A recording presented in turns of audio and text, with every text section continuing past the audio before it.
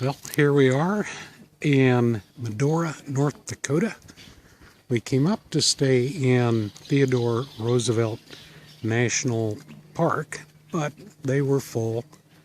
So we just, they gave us a sheet, handout of suggested campgrounds. And one was Medora Campground. They have 150 sites here. And one reason they have 150 sites is some of them are pretty dang small. I listened to the lady in the Airstream give her credit card information to someone over the phone. So we're close. A little bit cramped. But this is a typical dirt campground. Nothing fancy. These are all tent sites back here. So it was $50 a night for water, sewer, and electric. And I don't know how much it would have been less for just water and electric. We had that option. We could have got into one of these bigger units over here, where all those you see are, but they were, I think, a little more expensive. Then they had real long ones that were $60 a night, where you had lots of room. But it's just, there's no swimming pool. There is a pool up there. I don't know if they own it, but it's closed right now. They do have showers, and I did go over and take a shower there. So in terms of, is it worth it? I mean, I just got my truck in here. No, it's not worth it, but they're going to charge whatever they can. So there's a lot of people here. We're back to kind of a noisy campground. There's kids running around, of course. We didn't have that in the last two places we were at, so we got a little spoiled. Maybe that a lot of people are used to that. I'm not sure. So we'll look around the area. We might get rain the next 2 days. So maybe camping with hookups is a good idea. We'll see if there's anything around here for you to see, and we'll report back. Up close and personal buffalo here at the park in Theodore Roosevelt National Park South. After you've gotten off the highway for a ways, you come on into the park here, and the campground is down that way. When we first came on Saturday or Sunday? Saturday. The campground was full, so we didn't get to stay. But probably the better, because it rained for 2 days. And with just counting on our solar, it would have been a little bit tight with 2 days of no sun and heavy clouds. So we'll pull in and I'll just take a look and show you what the campground looks like. So as you come into the sites here, you'll see they're labeled 1, 5, and 7 right in here. They're all pullouts. Oh, there's number 6. Now, according to the Park Host, odd number campsites are reservable, and the even sites are first come, first serve. So when we came, the first come, first serve were all full. There were several empty reserve sites, which means we had either no shows or they were late. So all the first come, first serve were all filled up. But this is how it is all the way through. You can see the sites are fairly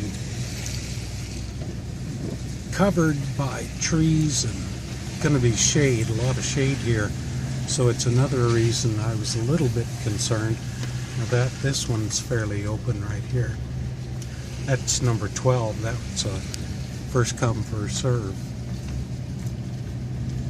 And it doesn't appear that there's a real length restriction. I think you would probably want to check ahead on site lengths. Some are a little bit longer than others, and we did see a big Class A in here. Like this site right here on my left, I didn't get the number. It's real long. You could get a sizable camper or a RV, diesel pusher or something like that in there. Number 21, that's a reserve site. 22, see, some of them you can tell is just a little bit of a squeeze. They're all circular, they're all off the road. The back ends were back up at the front of the campground. And I'm not sure what kind of back ends they were. I did not go down there. Sorry. But I wanted to show you, the main thing I wanted to show you is the fact that the even numbered ones are non-reservable, or first come, first serve. See, there's a big old RV monster in there. And that you're pretty well taking a crapshoot like we did when we came for a non-reserve site. Oh, here's one, number 32. This is a back end, probably about 24 feet. You'd have to get your truck off to the side here somehow if you had a back end camper trailer. But some of them you can see are a little long. They probably did a little bit of scraping on some branches when they got into these. It's been raining for 2 days, so we've had our share of water here, and we ended up staying at Medora Campground like I showed you earlier, which worked out for the best because we had electric hookups and didn't have to worry about running off battery and solar.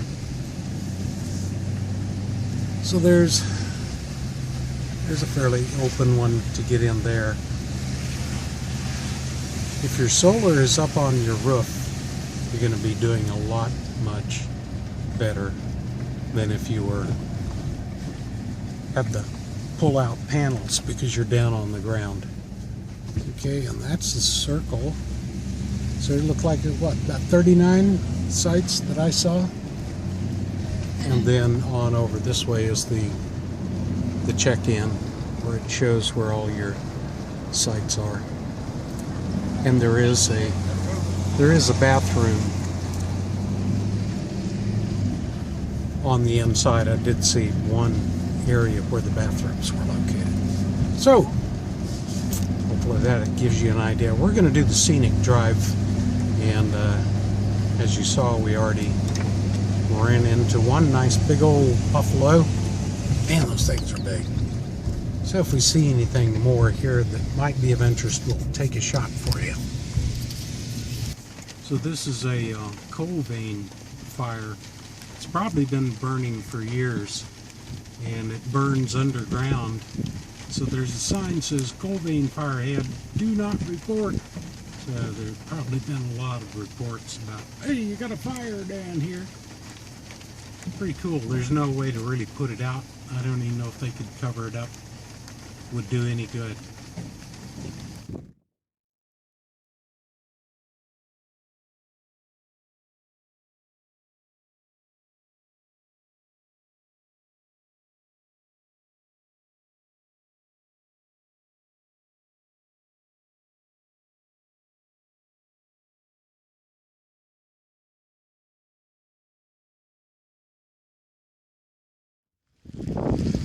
I could see why Theodore Roosevelt would love this.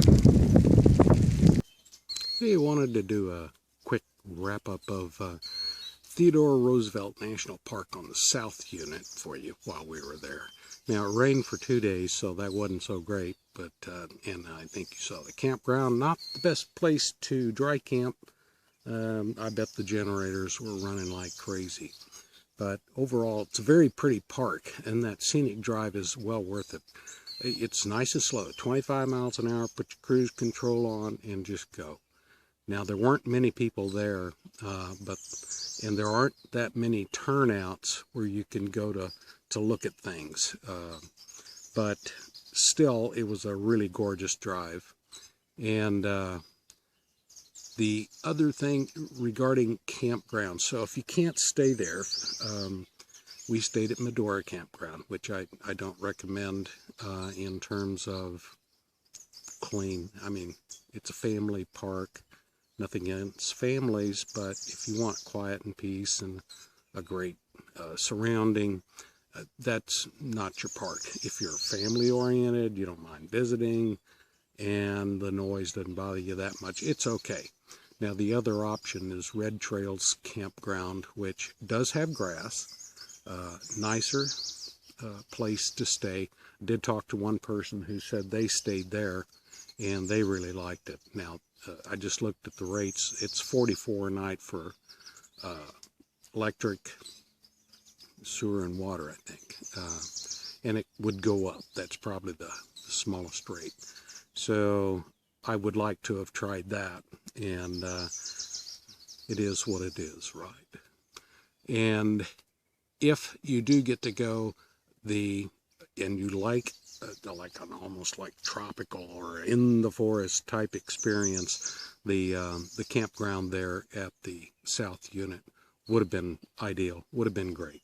So with that said, I would recommend going if you're in the area. It's out of the way to go there. Well, kind of, you got to make it on your route, but it's a good view. Very different terrain than what we've been used to, but very pretty. So we are going to hit Cross Ranch State Park over in about the middle of North Dakota, and along the Missouri River, and then back over to the north unit of Theodore Roosevelt National Park. We'll see what our luck is like there, and maybe the clouds won't follow us. All right, you guys have a good one. Get out there, stay safe, do it Garland style, all right?